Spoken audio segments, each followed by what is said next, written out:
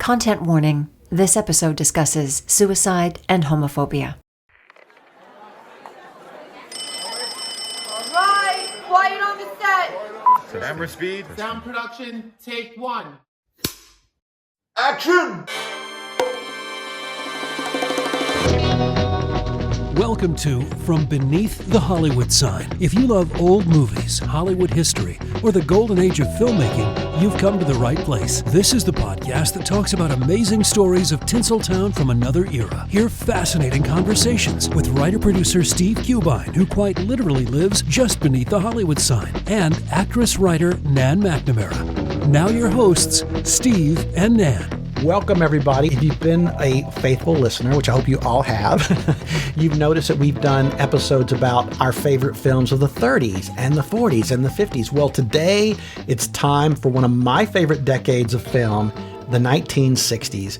So Nan and I have chosen films that we think are important and that should be remembered, and we're going to tell you all about it. For me, the 1960s was such an important decade when things started going away from the contract studio system and started delving more into grittier, much more realistic subject matters. Yes. Really started pushing the envelope as far as social messaging, subject matters. So many important films came out of the 60s. Yes. Nan, do you want to kick us off with one of your 1960s movies? This is from 1961. This is The Children's Hour, directed by William Wyler, written by John Michael Hayes from the 1934 play by Lillian Hellman, which ran on Broadway for 691 performances.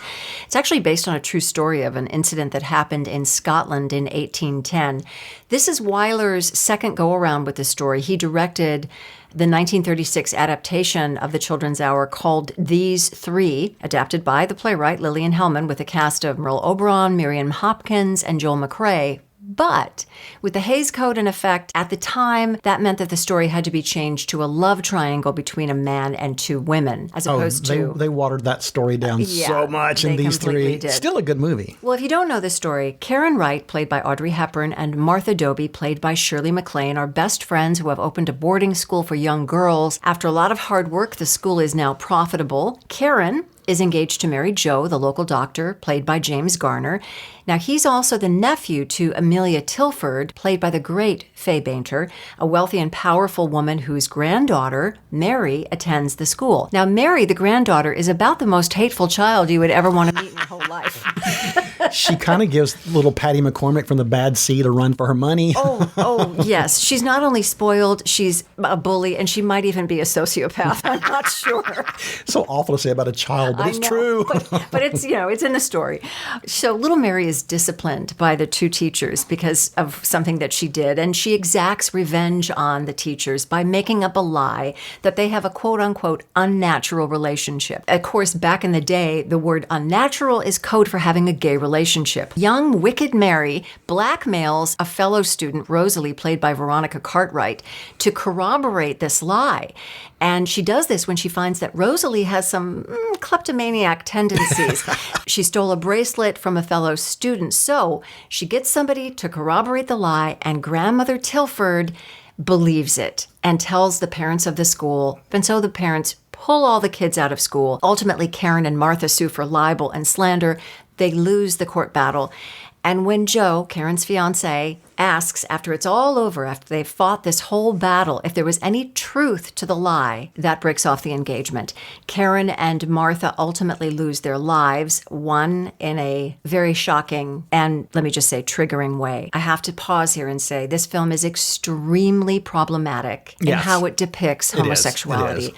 In discussing this film on the Feminist Frequency podcast, they aptly described this as the time period that emphasized shame, but now we have pride. Oh, which I really loved that. I love that perspective. And MacLaine herself is quoted in the documentary The Celluloid Closet as talking about on the set of Children's Hour. She said, none of us were really aware. She said, we might have been forerunners, but we weren't really because we didn't do the picture right. We were in the mindset of not understanding what we were basically doing. She said these days there would be a tremendous outcry, as well there should be. Why would Martha break down and say, oh my God, what's wrong with me? I'm so polluted, I've ruined you. As MacLaine says, she would fight. She would fight for her budding preference. She even goes on to say that Audrey and her never talked about that element of the film. Oh, that's interesting. Yeah. And Wyler himself ultimately cut out some of the scenes that would have helped to show the relationship in a more truthful way, because he was worried about getting the seal of approval from the Motion Picture Production Code. And as you all recall, we talked about The Best Man a couple episodes ago.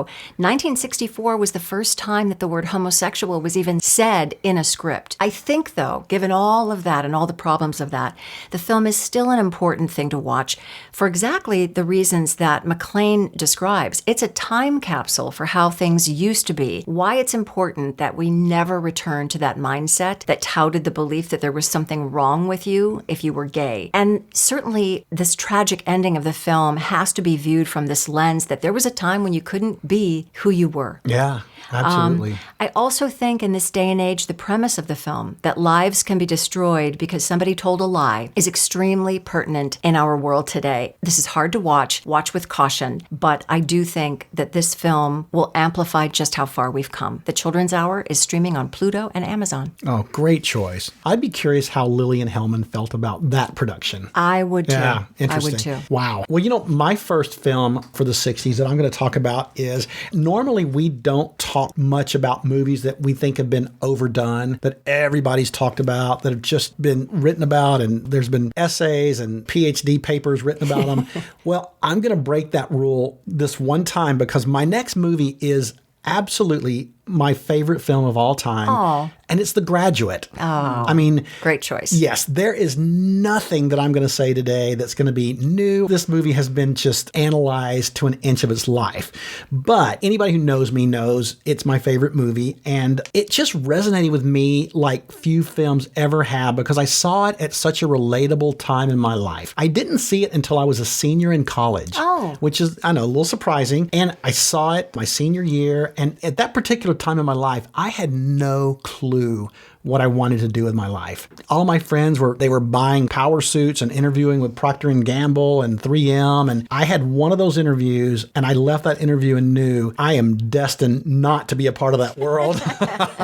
This is so not for me. So I was a little lost. Obviously, our lead character in The Graduate, Benjamin Braddock, he's also lost. Yes. He's a recent graduate who doesn't really know what he wants to do with his life. So I think that's why it resonated with me so much. Mm-hmm. And it really, really stayed with me. Of course, it's directed by the great Mike Nichols. It's based on a novel by Charles Webb and was adapted for the screen by Buck Henry and Calder Willingham. It's the story I mentioned of Benjamin Braddock, Dustin Hoffman. He's a recent graduate from college. He's lost. He's trying to figure out his future. Kind of unsure of himself, so he moves back home with his sort of bourgeois, upper middle class parents, who are played by the scene-stealing William Daniels and Elizabeth Wilson. They're so good. And he just sort of spends his time drifting aimlessly until he finally finds some temporary solace with Mrs. Robinson, played by Anne Bancroft. Well, the problem with Mrs. Robinson is she's this older, sexy wife of his father's business partner, played by Murray Hamilton. As Mrs. Robinson and Ben carry on this affair, he sees how unhappy and sort of disassociated she is from life. Right. Which really, I think, has an impact on him. I think he sees his future. Like, I don't want to end up like Mrs. Robinson. So true.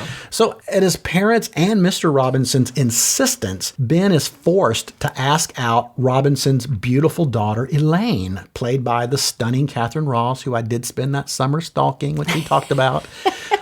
So he reluctantly takes her out on a date. He doesn't want anything to do with her, but then slowly he realizes what a great gal she is, and he starts to fall in love with her, which complicates things with Mrs. Robinson, who is enjoying the little tryst with him. Their budding romance definitely doesn't go over well with Mrs. Robinson, and she does everything in her power to stop it. While fooling around with Ben might be good for her, it was not good enough for her daughter, which is one of the central themes, I think, that slices Ben to the core. Yes. It has a great great supporting cast, including the screenwriter himself. Buck Henry has a really funny bit as a hotel clerk. There's Walter Brooke. There's Marion Lorne, who we all love from Bewitched. Alice Ghostley, also from Bewitched. Brian Avery. Norman Thell from Three's Company plays the landlord in a really funny scene. And Richard Dreyfuss made his film debut as one of the boarding house students there. Right. It was just a film that defined a generation, in my opinion. It marked the end of the Eisenhower nuclear family, and it kicked off this whole generation of flower children who are sort of awakening to the inequalities and woes of society and the world. And Benjamin and Elaine, they're caught up somewhere in between all of that, not wanting to be their parents, but not sure what the future holds. I think it was a perfectly cast movie. I know we've talked about the casting of this movie in the episode we did about original casting. So if you want a really fun deep dive into the casting of The Graduate, go back and check out that episode, which I believe is episode 23. The film was a giant hit. It received Academy Award nominations for Best Picture, Best Actor for Dustin Hoffman, Best Actress for Anne Bancroft, Best Supporting Actress for Catherine Ross, Best Adapted Screenplay, and Best Cinematography. The only winner there was Mike Nichols, who won for Best Director. In my opinion, I think Hoffman, Bancroft, and Ross should have won, but that's just me. And has there ever been a better marriage of movie and music than the work that Simon and Garfunkel did on that soundtrack? Right. I mean, it's just the perfect companion piece to the story. And one little tiny last bit of useless information in the famous movie poster, I don't know if you can envision it, but it's basically a close-up of Mrs. Robinson's legs that are just parted, and we see Benjamin through the curve in her leg. Yes. Such a great, iconic poster. But the leg was not that of Anne Bancroft. It was a young model they had just hired because Miss Bancroft wasn't available. And that young model ended up being Linda Gray, who went on to fame as Sue Ellen Ewing on Dallas in the 80s. So a little useless information for your next cocktail party. But you can see The Graduate anywhere. It streams everywhere. And if you haven't seen that movie, you must. It's just one of those must-see movies. It definitely is. All right. I don't know if I ever told you this story. When I was a kid, walking to Catholic grade school with my brother, we had to walk over a mile. I sound like my grandmother. Anyway, in the snow? In the snow. It's Julie, Minnesota. In the snow. It was Minnesota. We came across a bird that was walking on the ground, and we kind of walked up to it like, oh, this is interesting. What's this bird? Well, apparently we had gotten too close to a crow's nest, and that bird got up off of its feet and started flying down and swooping at us. I think I know where you're going with this. And hence my next choice, which is The Birds, 1963, directed by Alfred Hitchcock. This movie literally gives me goosebumps whenever it's on, and I sort of have this sick thing where I want to watch it, like all the way through whenever I see it. Oh, that movie had such an impact on me as a kid. Oh, my goodness. Well, we just rewatched it, and it will still give you the impact, I think, that you... It holds up. It really does. It really holds up. It's a screenplay by Evan Hunter from the story by Daphne du Maurier. Melanie Daniels, played by Tippi Hedren, is a wealthy San Francisco socialite who meets the handsome Mitch Brenner, an attorney played by Rod Taylor. She meets him in a pet store. He wants to buy lovebirds for his little sister's birthday. Melanie, who's kind of this rich prankster, pretends to be the shop owner, but Mitch is in on the joke because he actually remembers her from a court appearance. This first encounter between them is just delicious. I mean, sparks fly. Could there be a more beautiful couple? The two of them together, beautiful. Oh, just they're heavenly. They part ways, but Melanie decides to continue this joke, and she buys a pair of lovebirds for Mitch's. She basically stalks him. Well, she kind of does. Yeah, she does stalk him. She finds out where he goes on the weekends. He goes to his childhood home in Bodego Bay, just north of San Francisco, where he spends every weekend with his mother, Lydia, played by the peerless Jessica Tandy. Oh, so good. And his sister, Kathy, played by Veronica Cartwright. She's in 2 movies this week. I was going to say, Miss Cartwright's all over the place She's today. all over the place, not to be confused with Angela Cartwright, her sister, who is also an actress. Lost in Space. Yes, and Angela was Sound of Music. Yes. So Tippi takes a boat across the bay to deliver the lovebirds without Rod Taylor knowing, but Rod Taylor sees her, and he kind of goes over to the other side, waiting for her on the dock, and that's when this movie gets really creepy. Kicks in. It does. A seagull attacks her on the head. This begins a series of bird attacks that terrorize the town. They get more frightening, more gruesome, more mysterious. The film never really gives a reason for the bird attacks, but it seems to just be asking the question, is this the end of the world? Others in the cast include Suzanne Pleshette. Oh, she's so good. She's heavenly. Annie. She beautifully portrays the school teacher, Annie Hayworth, a former girlfriend of Mitch's. She embodies this. She's sad, she's quiet, she's strong, and with that fabulous this throaty voice. Yes. You just want to have a brandy with her. Tell me your story, Annie. Sister. She may not be around, though, long enough in the movie for you to be able to do that. So, spoiler alert. Rod Taylor has top billing. Let me ask you, why was Rod Taylor never a bigger... I mean, he's a big star. Why was he not a big star? One of the best-looking men ever in film, Yes. and a really good actor. A really good actor, yeah. And there's some terrific character actors in this film, including Lonnie Chapman, Ruth McDevitt, Malcolm Atterbury, Richard Deacon, who has a tiny role. Ethel Griffiths. Yeah. Remember her as the bird lady? Yes, she's so creepy and good. Yeah, she's really good. And of course, Hitchcock makes his usual cameo appearance at the top of the film. This was Tippi Hedren's film debut. Hitchcock spotted her in a Seago diet drink commercial. There's actually even a funny nod to that commercial at the very top of the film. Hitchcock recreates it with the little boy whistling at her. She had a 7-year contract with Hitchcock. She would follow the Birds with Marnie in 1964, but that would be her last with Hitch. He became obsessed with her and abusive, and essentially pretty much ruined her career for the rest of the contract when she would not become intimately involved with him. He didn't allow her to break the contract. She's talked about his behavior in various interviews. What's really interesting and what I appreciate about the way she talks about it is she still recognizes Hitchcock's film artistry. Yeah. And she's able to separate all that he accomplished for film from what happened to her personally. Well, it's such a question that's so pertinent right now is how do we separate the artist from the art? Yes. Especially when the artist may not be such a good person. Exactly. Yeah. Exactly. Well said. The score for this film is amazing. There's no music. It's just bird sounds, and it just gives me the creeps. There's a whole book on the making of this film called The Making of Hitchcock's The Birds by Tony Lee Morrell. But I just want to throw out 2 little quick things. First of all, Jessica Tandy, that scene when she goes to the Fawcett farm to see what's wrong with the seed, that scene is burned into my heart as a kid. The first time you see it, you're so shocked. When she comes back out, not to give anything away, but when she comes back out after having seen what she sees, that run down the hallway, it gives me goosebumps talking about it. She was just phenomenal. The camera work in this is absolutely fantastic. And it does that wonderful Hitchcock thing where he lets the audience in on something that the characters don't know. So when Melanie is sitting outside the school waiting for the kids and the jungle gym is behind, and it's another one. Or how about that scene at the gas station when everybody can see the gas running by the man with a cigarette, but he doesn't know and we know. It's just that's when Hitchcock was at his best. Oh, truly. Yeah. Veronica Cartwright has a great interview that you can find on YouTube, and she talks about the birthday party scene and being blindfolded, and they put bird seed in her hair so that the bird would attack her. This gull was named Charlie, and they actually did bind his beak and his claws. Another interesting thing I learned, Ub Iwerks, who was Walt Disney's right-hand man and a genius with special effects, he actually was employed by Hitchcock to help in making some of the bird scenes come to life. In the scene in the living room when the whole family is there and the birds come down the fireplace. Yes. So Hitchcock used a technique. He hired a drummer to score it. Not that the drumming would be in the film, but to have the emotional arc of the actors all be at the same point.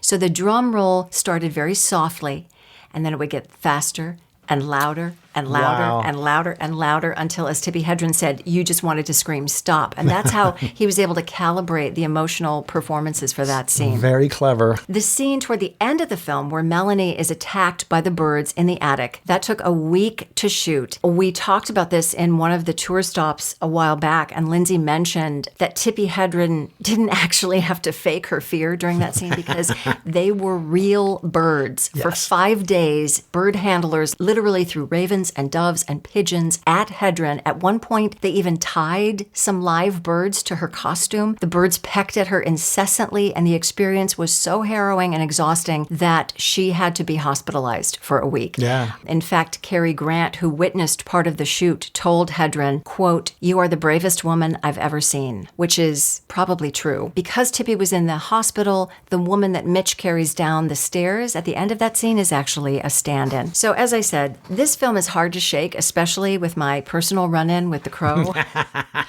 but I can't stop watching it. Oh, I know. And it's streaming right now on Netflix. Not too long ago, I did a commercial shoot in Bodega Bay. You did. And they really embraced that movie. Yes. There's the Birds Cafe and the school, which is still Yes. standing, looks exactly the same. You can buy souvenirs from the Bird. It's really cool how they've embraced that Yes, movie up in yes. Bodega Bay. I think it's time for this week's Hollywood Pop Quiz. So the pop quiz question today is, why did Mike Nichols ultimately reject Robert Redford to play Benjamin Braddock in The Graduate? What was his reasoning? Love that question. Because he was sort of the front runner for a long time. Okay. Well, we'll be right back with more 1960s films and the answer to the quiz after this.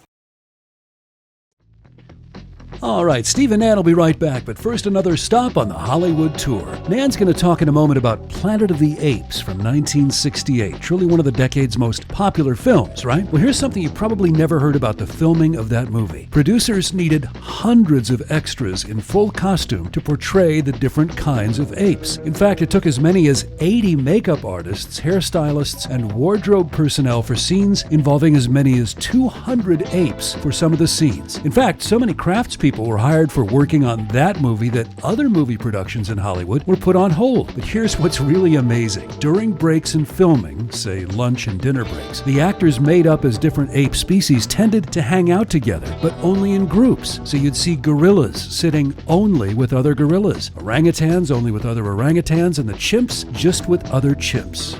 Why? Those extras self-segregated. Even though they didn't know one another, they just naturally felt more comfortable with members of their own tribes. Crash course in sociology, huh? And by the way, consider this your Easter egg alert for the end of the show. And now back to Steve and Nan from Beneath the Hollywood Sign. Welcome back, everybody. We're having so much fun talking about our favorite films of the 1960s. But before we get further into it, I wanted to give a shout out to our listener of the week, who is Jeff Haller. Jeff has written us and offered us some really great recommendations for some future episodes. So thank you, Jeff. Thanks, Jeff. My next film is 1967, In the Heat of the Night. Oh, good Directed by Norman Jewison, written by Sterling Siliphant, who would go on to write a couple of small little disaster movies that we might have talked about on this podcast, A Poseidon Adventure and Towering Inferno, yeah. And it's also produced, we don't normally mention producers, but it's produced by the great Walter Mirisch. If you don't know who he is, he had a pretty remarkable career. As we mentioned in last week's tour stop, In the Heat of the Night was nominated for 7 Academy Awards. It won 5. The music score was by Quincy Jones. He wrote the music to the title song, In the Heat of the Night, and the lyrics by Alan and Marilyn Bergman, sung by none other than Ray Charles, and the great cinematographer Haskell Wexler is also part of this film. And it was edited by Hal Ashby. Norman Jewison was nominated for an Academy Award, and what a career. He actually never won an Academy Award for Best Director. Another shocker. Yeah, even though he has directed everything from a couple of comedies with Doris Day to musicals, Fiddler on the Roof, Jesus Christ Superstar, all the way into the 90s with The Hurricane and Denzel. So he did receive the Irving G. Thalberg Award, however. So the story is, when a prominent citizen in a Mississippi town is found murdered in an alley, racist police chief Bill Gillespie, played by Rod Steiger, is on a mission to find the killer. He sends Officer Sam Wood, who's not the brightest bulb, played by Warren Oates, to round up the suspects. He comes across a black man waiting at the train station, and since Officer Wood is also a racist, he immediately takes the black man into custody. Big mistake, because this man is none other than Philadelphia police detective Virgil Tibbs, played by the extraordinary Sidney Poitier, who is passing through the rural Mississippi town visiting his mother. Once Chief Gillespie, Rod Steiger, realizes who Virgil Tibbs is by making a phone call to his police department up in Philadelphia, Tibbs is cleared, and he is reluctantly asked by Gillespie to help investigate the murder. And that's what the rest of the film is. There's a lot to say about this film. It's so powerful, especially in the moment that we're in right now. Yes. Perhaps the most powerful scene is one that has been dubbed the slap heard round the world. Poitier's Tibbs and Steiger's Chief Gillespie go to the home of a white plantation owner, Endicott, played by Larry Gates. They go there to question him. When Endicott realizes that Tibbs, a black man, is treating him as a suspect, he is so offended that he slaps him, and Tibbs slaps him back. Apparently, this scene in 1967 shocked audiences to the point of audible gasps. Tibbs stares at him. Endicott is speechless, and then after a moment says to Poitier, "There was a time I could have had you shot." Wow. Which, again, it just brings up this thing that these films that we talk about are time capsules Yes. of how far we've come and issues that we still have to this day. There are a lot of wonderful performances in this film. This was Scott Wilson's film debut. He plays the man accused of the murder. 6 months later, he would go on to give his breakout performance in Cold Blood. Yes, he's so good in that. Which was also on my long list for this decade. Sidney Poitier was so impressed with Scott Wilson that he contacted director Richard Brooks and suggested Wilson for the role in Cold Blood. Oh, wow. If you're a fan of The Walking Dead, you know Scott Wilson. Lee Grant plays the wife of the murdered man. Now, she had been nominated for an Academy Award for her first film, Detective Story, 1951. However, she was blacklisted during the 1950s and largely prevented from finding the kind of acting work that she should have rightfully had. Yeah. She did occasionally work during that period, but she describes In the Heat of the Night as her kind of first comeback after that blacklisting. She's absolutely mesmerizing, and she does what she always does in a supporting role. She makes it bigger and better and deeper and more specific than anyone you could ever imagine. Yeah, well said. She's so unforgettable in this one. And Bea Richards is also in this film. She and The Sidney best. Yes. I love her so much. She and Sidney would go on to appear in the same year in Guess Who's Coming to Dinner. It's really Sidney Poitier's performance is what this film is all about. What he does with a look, what he conveys with layer upon layer of the internal emotions, the anger, the power, the confidence, the intelligence. The camera is tight on his face and you see 100 different emotions. 1967 was quite a year for him. He filmed In the Heat of the Night, Guess Who's Coming to Dinner, and To Sir with Love in 1 year. Wow. Of course, the chemistry between him and Rod Steiger is also absolutely riveting. Shockingly, Poitier was not nominated for this performance. Which, That is a real shocker. yeah.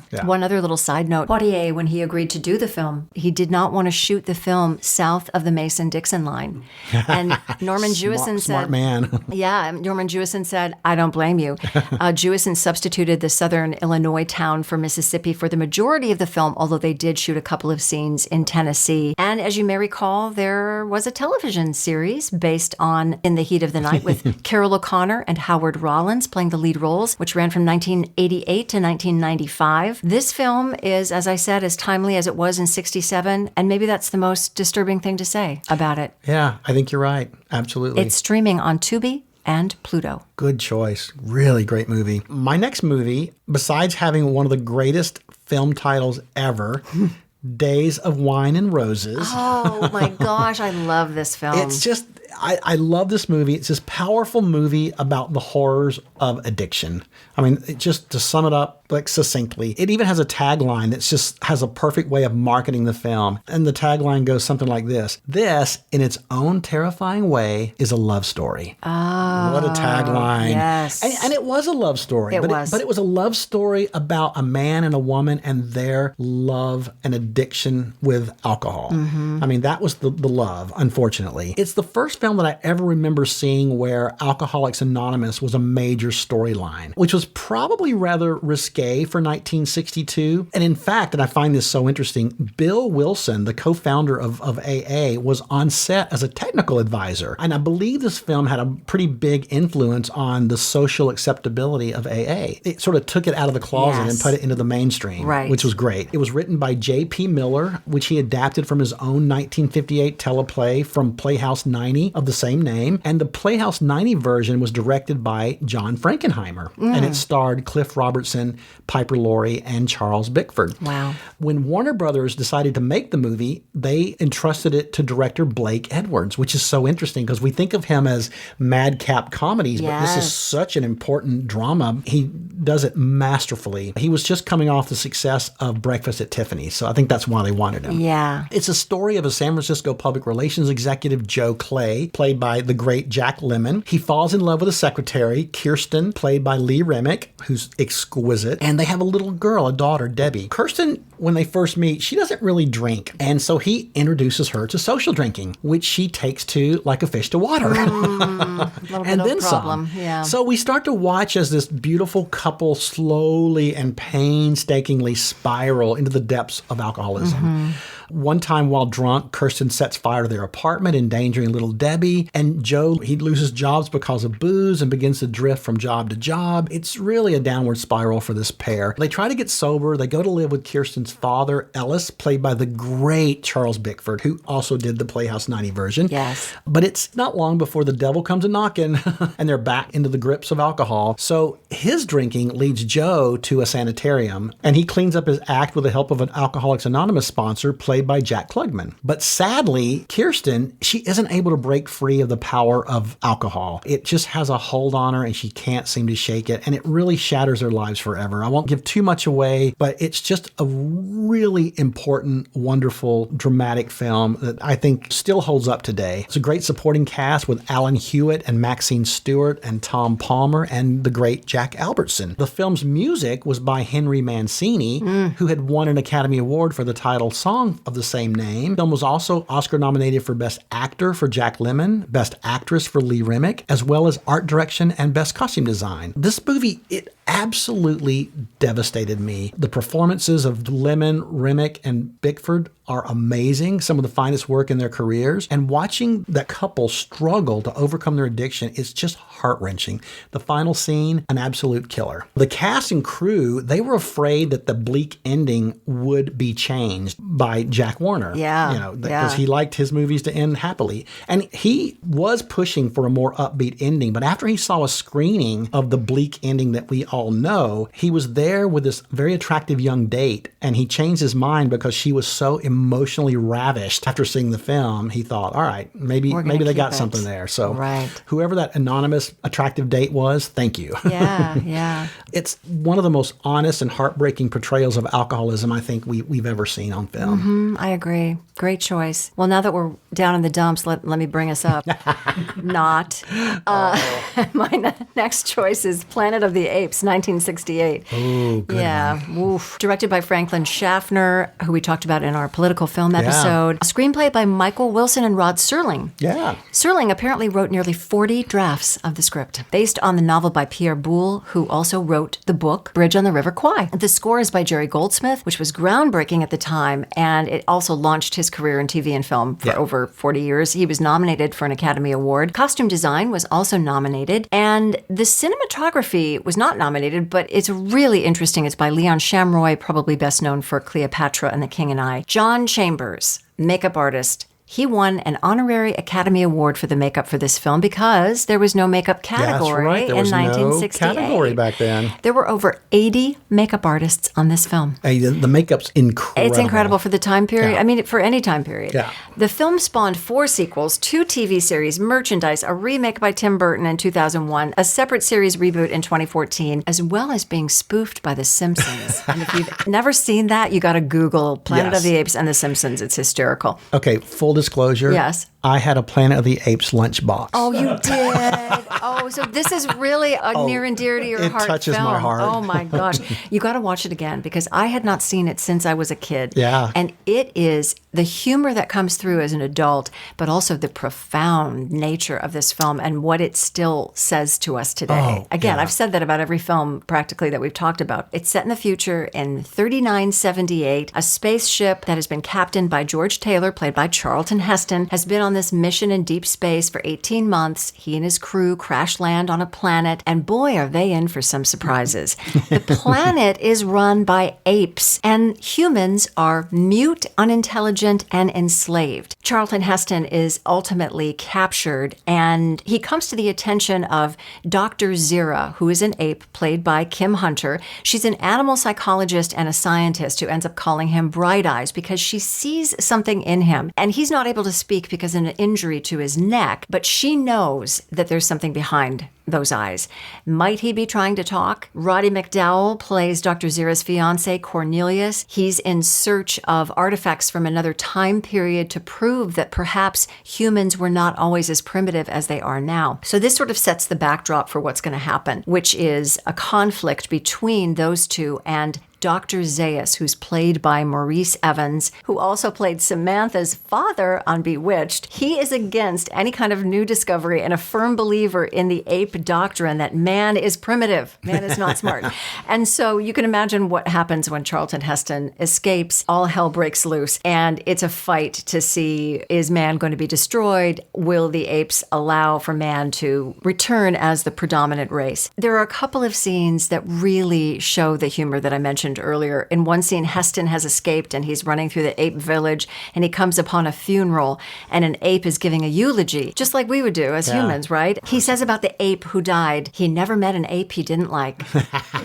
And in another scene, the ape says to Charlton Heston, I didn't realize man could be monogamous. And Heston responds, on this planet, it's easy. So there's things like that funny. pop out as an adult.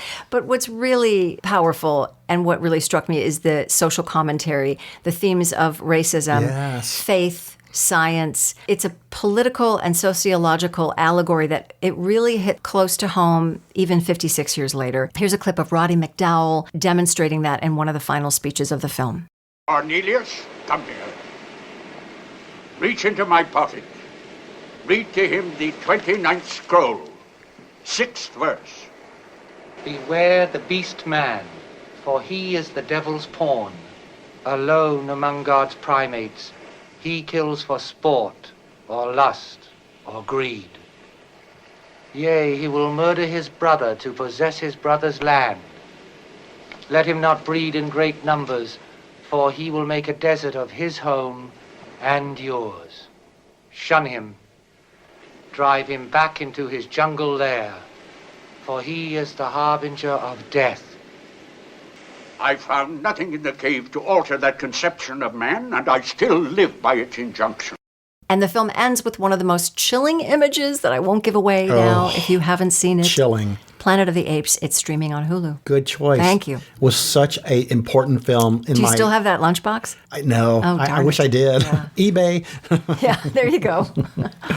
Well, I'm not going to bring this up any more than I happier. did. Yes, okay. No. My next film. The 60s, baby. It was a tough decade. Times were tough in the 60s. Yeah. We were dealing with some stuff. Yeah. My next movie is The Happy Ending, which sounds like it's a happy movie, but no. But maybe not so much. This was from 1969. It was directed by Richard Brooks, great director, really underrated director in my opinion. Not only did he direct it, Richard Brooks also wrote the screenplay, and it stars the wonderful Gene Simmons, who was also Richard Brooks' wife at the time they made this movie. The happy ending starts in 1953, where we quickly see the meeting, the courtship, the falling in love, and the marriage of Fred Wilson, played by John Forsythe, and Mary, played by Gene Simmons. While most movies end with the marriage and the happily ever after, this movie cleverly starts there because we all know the most important things that happen are after we say I do. Right. We all know that. They're seemingly this perfect couple. They're living this upper middle class life in the suburbs with lots of family and friends around. They seem to be devoted to each other. However, everything is not as perfect as we may think. Mary walks around with sort of this sad, melancholy air around her, and she slowly escapes from this sadness with this onslaught of depression, and she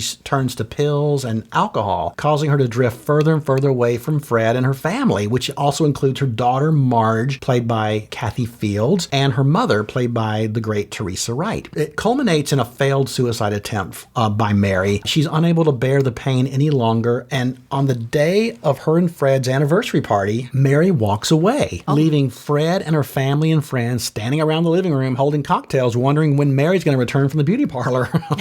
Well, Mary never comes back. Instead, she makes her way to a travel agency and she buys a one-way ticket to the Bahamas. It's just a spontaneous moment where she just has a break and she says, I can't live this anymore. And she flies off to the Bahamas looking to kind of escape her dull, unhappy suburban life. While she's on her way to Nassau, she meets Flo, played by Shirley Jones. Another time that Shirley Shirley Jones is definitely cast out of character. Yes. Because she normally plays the sweet ingenue, but this time she plays a little saltier, worldly woman. She's an old friend of Mary's who she hasn't seen since college. And Flo, she has really embraced her power as a woman in this decade, and she lives this very carefree, sexually liberated life, and she ultimately becomes the mistress of a series of married men. So Flo's on her way to the Bahamas to meet her latest beau, Sam, played by Lloyd Bridges, and Mary tells Flo, that she just had to get away from Fred and she doesn't know what she's doing, but she's lost. And Mary says, hang on, kid, I'll look after you. I got you here. So while they're in the Bahamas, for the first time, Mary begins to explore her options as a woman, and she tests the waters of freedom, which is a really wonderful, beautiful segment, I think, because you really see for the first time that she realizes that she has choices. She can make other decisions in her life. When she finally does go back home, she's got to figure out her new life now because she can't go back to the way it was. And this leaves Fred really confused, who he still loves her, and her daughter's confused. But her daughter's, she's a woman who's reached the age where she finally realizes that women should have choices. So I think she really supports her mom in that regard. Mary moves into her own apartment. She takes a job. She returns to college. She really starts to do the things that she was robbed from because she married so young and became a housewife. It's really kind of a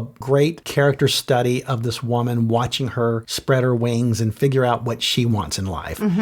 Great supporting cast, which included Dick Shawn and Nanette Fabray, Tina Louise, we all love Tina from Gilligan's Island, and also a really surprisingly effective turn by singer Bobby Darin. And he plays this down-on-his-luck gigolo. Oh, wow. Interesting. Who targets Mary in the Bahamas thinking she's really wealthy. Great part for him. Yeah. And also look for Happy Days star Erin Moran in a small part. She plays Mary's daughter as a little girl. The music for the film was composed and conducted by the great Michel Legrand. He also composed the theme song of the film, What Are You Doing for the Rest of Your Life, with lyrics by Alan and Marilyn Bergman, which you had mentioned from your movie. They're brilliant. And it was Oscar nominated for Best Song. And Gene Simmons was nominated as Best Actress. Very well deserved. The film was a critical and box office bomb. People did not get it at all. Okay. And I find it kind of poignant and affecting with these incredible, strong performances.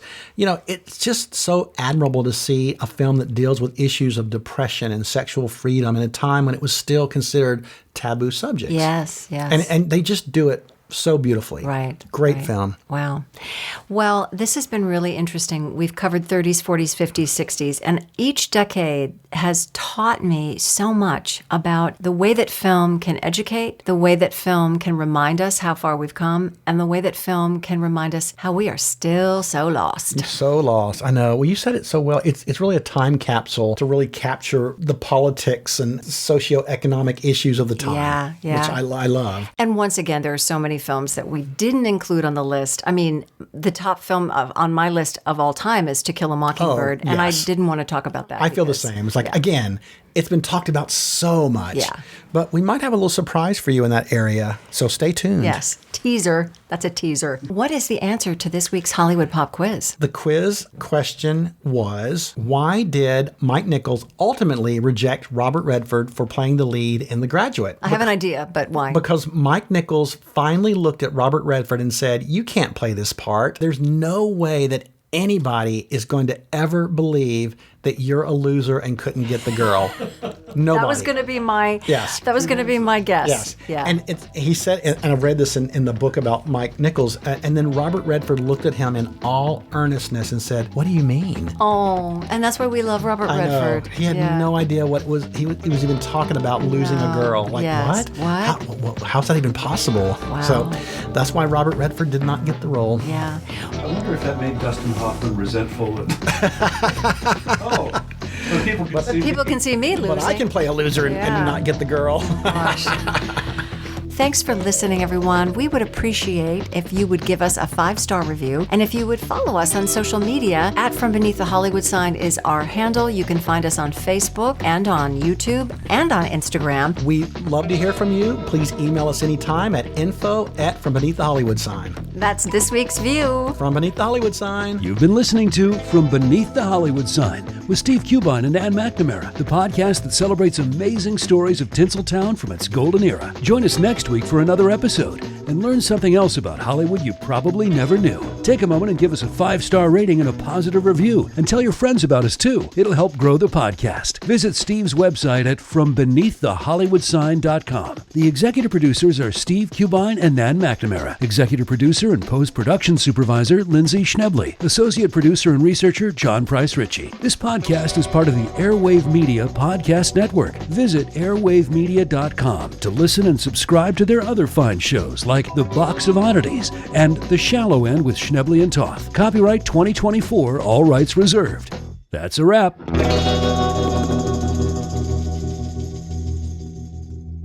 Damn dirty apes! The best line ever.